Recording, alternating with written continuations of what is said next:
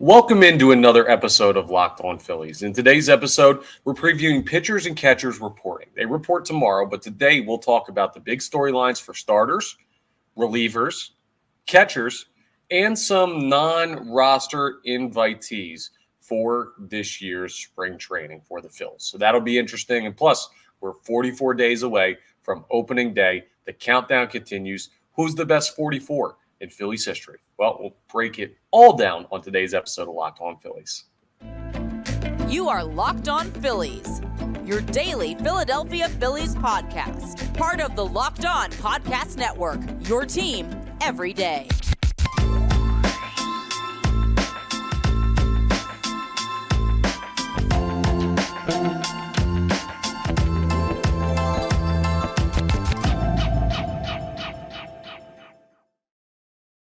You know the drill. It's Locked On Phillies. I'm Connor Thomas, your host.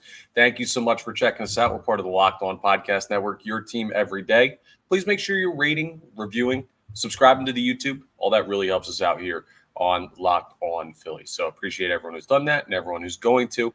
Today's episode is brought to you by FanDuel. Make every moment more. New customers, join today and you'll get $150 in bonus bets if your first bet of $5 or more wins.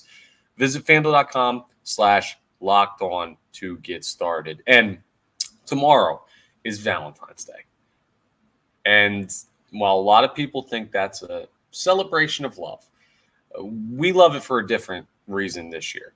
Because pitchers and catchers report to Clearwater for Philadelphia Phillies spring training tomorrow, Wednesday, February 14th. We're a day away from mitts popping down there in Clearwater, and it's going to be awesome to just keep track of all of the storylines. So what I'm doing for you today is I'm going to jump into some of the main storylines I'm focused on pitching-wise as we draw one day closer to tomorrow, which is when pitchers and catchers report.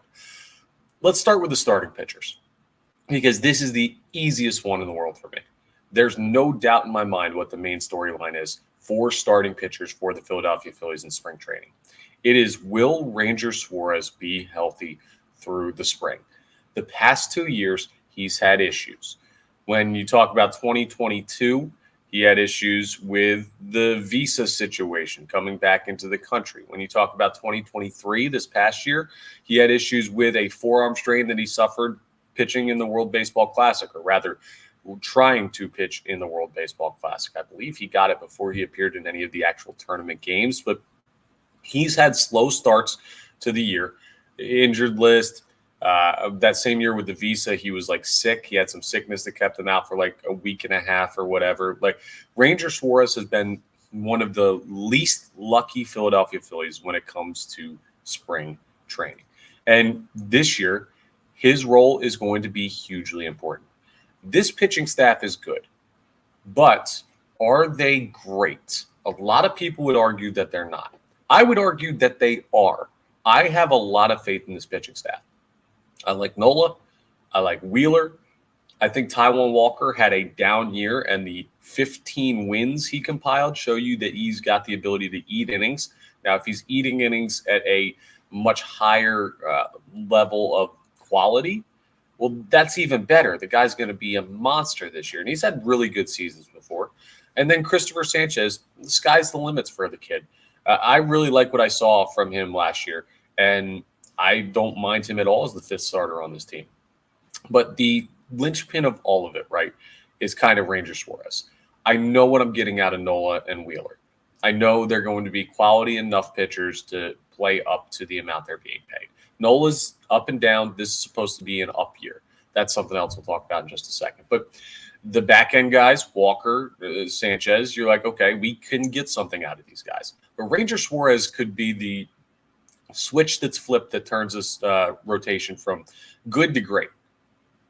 If he's the sub-2 ERA over 100 innings Ranger Suarez that he was the last time that he got a full spring training in, lights out, stop the count. The Phillies are unbelievable. They're going to compete for the division. They're going to be a probably high 90s win baseball team. They're going to roll. If Ranger Suarez is a 4+ ERA guy, well, they're going to be around 90 wins again. That's the difference made on this team. And they'll make the playoffs either way. But my point is you could go from contender to, oh, the Phillies are really good this year type of team, where the past 2 years it's been, the Phillies are good, but the Braves are better. The Phillies are good, but they're not making the postseason, or they're going to be a wild card team. And then the Phillies had the surprise. This year, I think Ranger Suarez would be a really big part of the puzzle, especially starting pitching-wise. He is the biggest piece of the puzzle when it comes to stepping up for the Philadelphia Phillies. And honestly, all I want to see, just be healthy through spring training. I think that's all you need. I'm not changing too much about what the guy does on the mound. Just saying be prepared, be healthy, and that would also help with the Phillies' slow starts as a team. I brought up Aaron Nola. Let's go back to Aaron Nola, because this is the other big starting pitcher kind of storyline that I'm looking at. You re-sign Aaron Nola after a rough regular season, but an outstanding postseason. Is he going to be a guy that is just in the regular season, you don't know what you're getting, and in the postseason it's worth it? Or is the up and down trend for Aaron Nola going to continue? It seems so unlikely that that's just a career-long trajectory for Aaron Nola. 1 year he's great, 1 year he's terrible, 1 year he's great, 1 year he's terrible, and that just continues, until he stops playing baseball? I find that very hard to believe. But if you do buy into that, this would be one of the up years for Aaron Nola, one of his good years. If he has a better – think about it. The Phillies, they were the top wild card seed this past year. Slow start. Ranger Suarez out with the forearm soreness, so they were down a starter for a lot of the first part of the season, first couple of months. Rhys Hoskins tore his ACL. Aaron Nola was terrible. Trey Turner was slumping like crazy. Kyle Schwarber couldn't hit the broadside of the barn for 2 months. They had so much going against them, and they still found a way to be the top wildcard seed. If stuff breaks their way, they're going to be in really good shape. And Aaron Nola having one of those up seasons would be a break in the right direction. It would also really justify the amount of money he was given this offseason and the re-signing that Dave Dombrowski and the Philadelphia Phillies agreed to when it came to Nola. I know there's still some folks out there that are not fans of Aaron Nola, that don't think he should have been back, who would have been totally comfortable with the Phillies letting him walk. I think that's silly, simply because I don't know who else you're getting that's that quality for that price. Seemed to be a little bit of a hometown discount on the deal. And also a guy we're familiar with here with playoff experience that looks really, really good on the resume. Excuse me. That's what Aaron Nola brings to his team, and that's why he was re-signed. And you want to stick with the guys you trust, and he's a guy that's now the longest tenured Philadelphia Philly, I believe. Now that Rhys Hoskins is a member of the Milwaukee Brewers. And I look at it and I say, okay, if Nola has an up year, if Suarez is healthy, I believe in Wheeler easily. I believe in Taijuan Walker to do his job. He doesn't have to be great. Just do your job as the fourth pitcher. And Christopher Sanchez is another one of what are we going to see? That's a smaller storyline because your fifth starter rarely is the impactful point of the season. But if Christopher Sanchez is what he was last year in the fifth starter spot, the Phillies are in really good shape. So there's a lot of stuff that could break their way. There is some stuff up in the air when it comes to the starting rotation. Ultimately, I think this is a let's just call it top 5 rotation in baseball. I do. You got 2 guys who could be number ones a lot of places in Nola and Wheeler. You have Ranger Suarez, who is a playoff performer with a high ceiling. Taijuan Walker, who had 15 wins last year. Christopher Sanchez, exciting young pitcher. Everyone who's calling for them to up the pitching, I look at it and I say, wow, I really like where this team is at already when it comes to the starting rotation. If they added someone, I wouldn't be mad. And they still might, but I just look at it. Excuse me, my voice is going. I just look at it, and there we go. And I say, this is a talented rotation with a lot of guys that I trust.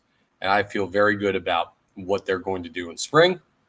And once we roll around to March 28th and they play the Braves and get into the regular season. So those are the starting pitching storylines. Coming up, we're going to have a little bit of a discussion about the biggest relief pitcher questions for the Philadelphia Phillies in 2024 spring training.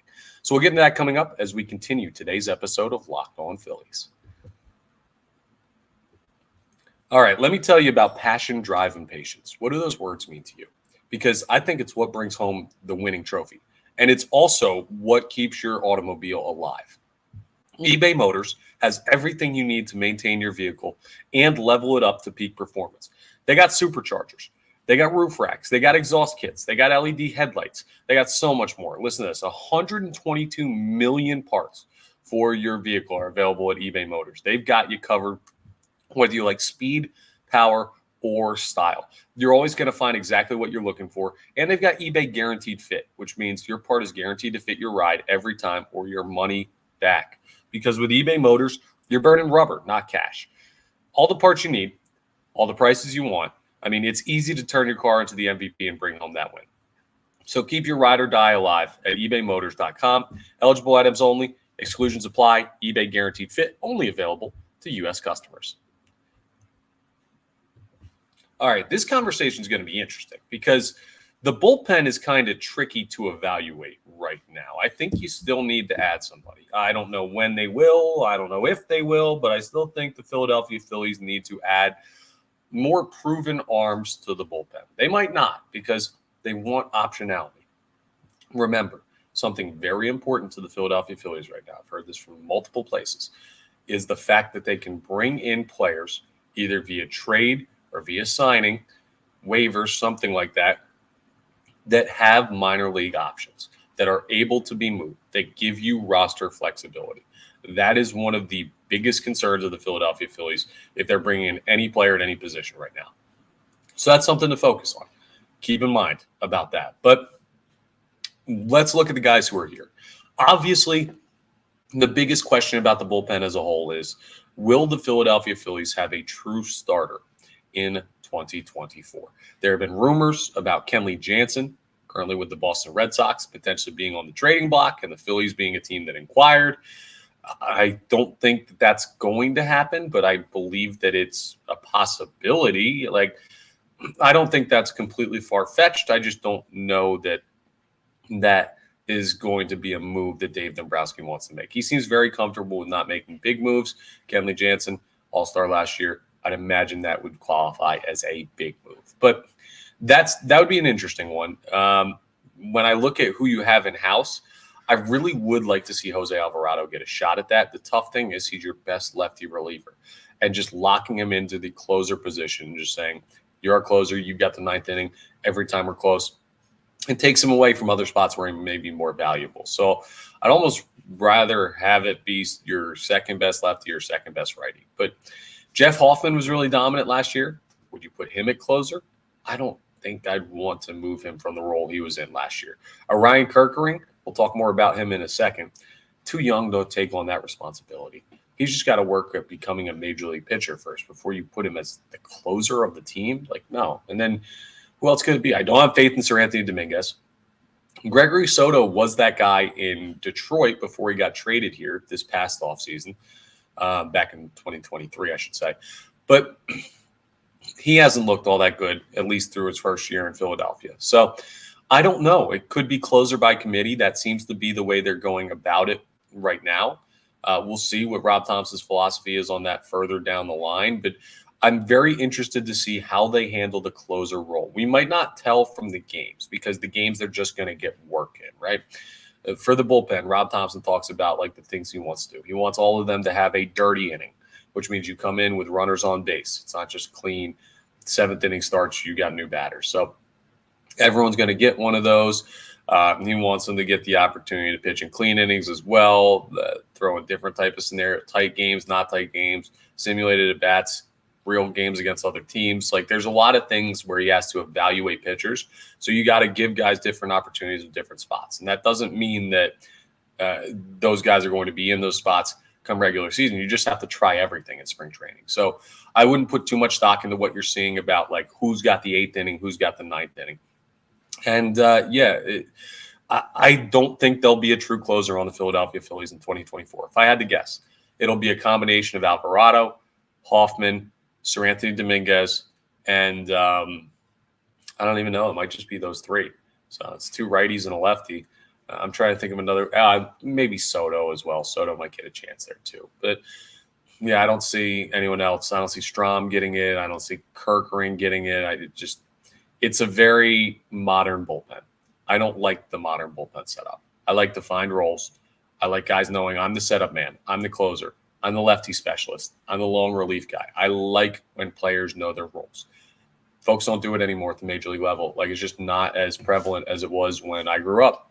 So maybe this is old man yelling at clouds, but we'll see how that plays out. I think the Phillies have plenty of talent in the bullpen. Another question about the bullpen. What's going on with Orion Kerkering? Like, what is he going to bring? It seems that he's going to be a member of this team, and spring training hasn't even started yet. So he'd have to implode in spring training to not be on the opening day roster.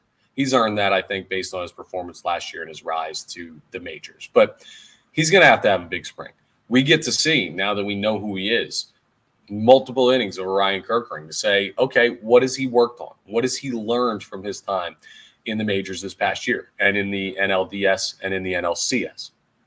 What is he going to have to improve upon as he works through spring? He could be an X-factor pitcher. He's got some really good stuff, great velocity, great slider. And you say, okay, if he can work that 1-2 into great major league combo pitching, that's a huge asset in the bullpen. So that's going to be a big question. How does Orion Kerkering progress? I'm not expecting too much from the kid. I mean, like, he's still very, very young. But I'm expecting to see a little bit of different comfortability with pitching at this level. So we'll see how that is in spring training. Mainly with the bullpen, I'm just also looking at who gets brought in still, if there's any other roster moves to be made. But those are some of the big bullpen questions. Obviously, the big catcher question is, how does JT Realmuto look as far as health is concerned, as far as durability is concerned? Is he going to be able to play 155 games this year? Like, does he look solid enough at the plate that we can trust him? Or is Garrett Stubbs going to have to play more time because JT's starting to drop off due to age? Like, as long as JT's healthy, that's the key. Keep him in basically bubble wrap and hope he doesn't get ejected for holding his hand out to catch a baseball and then just happen to move it at the wrong time. You guys remember that from last year? That was something else. And then just a couple other things to keep an eye on. So the non-roster invitees for 2024, I'm just going to read you through the pitchers and catchers here, but there are a couple interesting names on here. Mick Abel's going to be in spring training. Griff McGarry's going to be in spring training. Those are two of the top starters that we've been hearing about for years. It'll be great to get a chance to see what they look like. They are starting pitching depth for the Phillies this year. I don't know that we'll see them at the major league level. The hope is, knock on wood, that we don't, because that would mean that the Phillies stayed very healthy in the arms department at the major league level. But you could need them this year. So seeing what they look like would be interesting. And then when you look at the catchers, Aramis Garcia, Cody Roberts, and William Simonette, those are the guys that are going to be non-roster invitees. I mean, you'll also see Rafael Marchand, who's probably the top like prospect-ish catcher in the Phillies system. So maybe there's an heir apparent to JT Realmuto down there. Maybe you got to make a move. But those are some of the non-roster invitees to keep an eye on as well. That's basically what I'm watching when spring training, well, pitchers and catchers spring training begins tomorrow. I'm super excited about it. I can't wait to just like see the videos of them down there walking around, even if it's in like just bullpen jackets or shorts or long sleeve. Like, no, I just want to see like Zach Wheeler throw a baseball. I just want to see Orion Kerkering slider. Like, I'm so jazzed up about pitchers and catchers reporting. We are a day away from being there. And hopefully those storylines give you a little bit of framing for what you should be watching for ahead of the pitchers and catchers report day of February 14th, 2024, which is tomorrow. You know what that means? If we're one day away from pitchers and catchers reporting, and the 19th is when the rest of the team reports, that means we're 44 days away from opening day. And we've got a countdown going on of the best players in Phillies history to wear those uniform numbers by day. So we'll get into the number 44 best player in Phillies history coming up as we wrap up Locked On Phillies. All right, let me tell you about my friends over at FanDuel. You can get buckets with your first bet on FanDuel, America's #1 sportsbook, because right now new customers get $150 in bonus bets with any winning $5 bet. That's $150 if your bet wins. You can bet on all your favorite NBA players and teams. So you can have quick bets, just quick options right there on the home screen when you open the app. You can do live same-game parlays. So let's say, for example, for the Sixers, Maxi's going off. I'm going to take his over in points. You can do that live, and you could parlay with it the Sixers to win, and then you'll be all good to go. Make some money there. Exclusive props you won't find anywhere else, and so much more. I mean, futures, money line, spread, all that type of stuff you can find on FanDuel. Just visit FanDuel.com/lockedon and shoot your shot. FanDuel, official sportsbook partner of the NBA.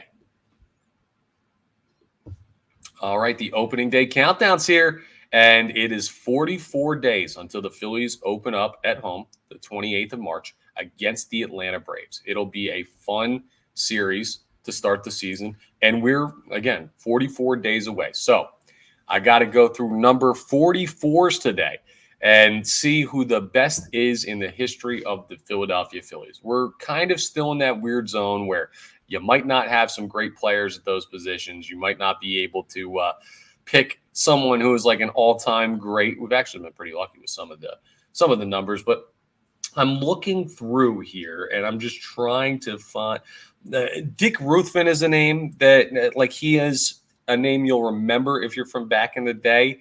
I don't know how many people listening to this are still around. I'll just say, remember when he played for the Philadelphia Phillies. He was number 44 from 1978 to 1983. You'd have to be,